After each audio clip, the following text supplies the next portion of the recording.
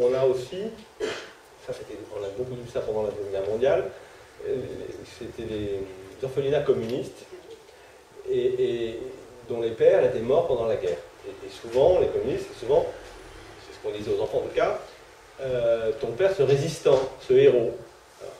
Et donc ces enfants qui n'avaient pas de père, dans un orphelinat, qui se débrouillaient comme vous, ça a fait des académiciens, des hommes politiques, c'était extraordinaire. On dit il faut faire ça, c'est extraordinaire. Les gens n'ont pas compris qu'est-ce qui faisait que c'était extraordinaire pour ces enfants d'être dans ces orphelinats. Et en fait, ce qui était extraordinaire, c'est qu'ils n'avaient pas de père,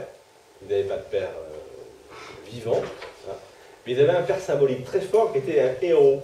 Et le fait d'avoir un père résistant, etc., héroïque, symbolique, et ce père-là, ça les a poussés à faire énormément de choses, etc., pour être aussi bien que leur père qu'ils n'ont jamais connu. Je reviens à la forclusion du nom du père, quand même, pour voir quand même que ces choses-là ne sont pas rien, parce que la forclusion du nom du père, c'est ce que Lacan a défini pour définir la psychose. Alors la psychose, la schizophrénie, la paranoïa. Je vais vous prendre un exemple. Alors c'est des structures aussi que la psychiatrie a abandonnées, que la psychanalyse va nuancer, mais qui existent toujours. Un psychotique, ça existe toujours. Vous rencontrez un schizophrène, c'est quelqu'un qui délire sérieusement avec la parole. Donc son symbolique, il est vraiment détaché de toute réalité. Voilà. Donc c'est pas rien non plus cette fonction de nom du père, cette fonction paternelle. J'ai un exemple que j'aimais bien d'un patient, je suis longtemps en CMP, et sa mère s'appelait Françoise, et elle appelait son fils François. Et c'était vraiment ça, son fils est un bout d'elle-même. Bon, le fils il avait 50 ans, il vivait avec sa mère, comme un couple totalement fusionné, ils allaient bien, ils allaient mal,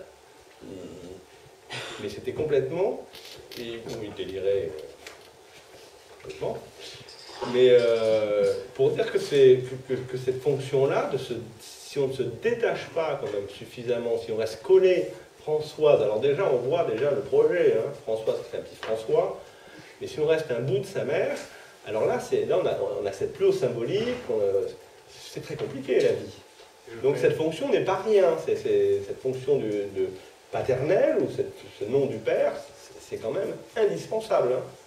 Et quand même les enfants qu'on voit, aujourd'hui ça se fait beaucoup, mais à 30 ans, toujours sur leurs parents, à 40 ans, toujours sur leurs parents, et qui... Hein, les tanguis, on appelle ça les tanguis, bon, là il y a la crite, ceci et cela, mais ça veut dire que si l'enfant, alors ça ne va pas jusqu'à la psychose, mais si l'enfant n'arrive pas à aller dans le monde, à trouver quelque chose à faire, à trouver son chez lui, à faire son foyer, ou ce qu'il veut, son chez lui, quoi, voilà, il reste englué dans le maternage. Hein.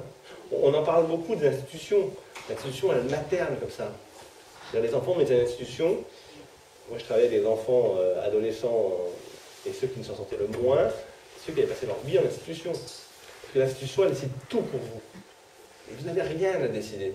Rien. Et alors, quand ils partaient, parce qu'à 18 ans, on les tirait dans l'institution, allez, t'es grand, casse-toi. Et où est-ce qu'ils allaient? Je le résume, hein, mais en prison. Parce qu'en prison, ils ont retrouvé, c'est-à-dire que je ne décide de rien. Voilà, on décide pour moi. Ça, c'est le maternage total. Mange ceci, lève-toi à telle heure, habille-toi comme ça, fais ceci, fais cela. On ne fait rien. Voilà.